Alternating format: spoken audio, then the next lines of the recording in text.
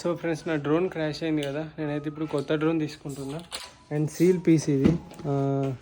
ఇగో ఇది మన పాత డ్రోను, ఇది విరిగిపోయింది. ఇది మొత్తం ఇది అయిపోయింది.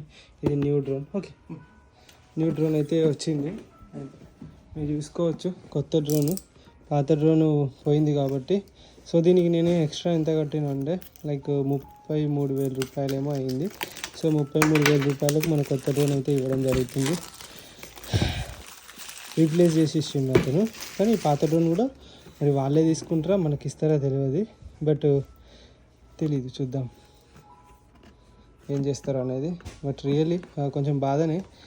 డ్రోన్ చిన్న ఇరిగింది అనుకున్నా, మదర్ బోర్డ్లోకి వాటర్ పోయినాయంట. శాండ్ మొత్తం బీచ్లో పడి క్రాష్ అయింది కాబట్టి శాండ్ మొత్తం పోయింది, మొత్తం ఖరాబ్ అయిపోయింది. సో కాబట్టి ఇది పనిచేయదు, రిపేర్ కూడా చాలా ఎక్కువ అవుతుంది అని చెప్పిండు. సో కాబట్టి ఇక నేను ఈ డ్రోన్ తీసుకుంటున్నా.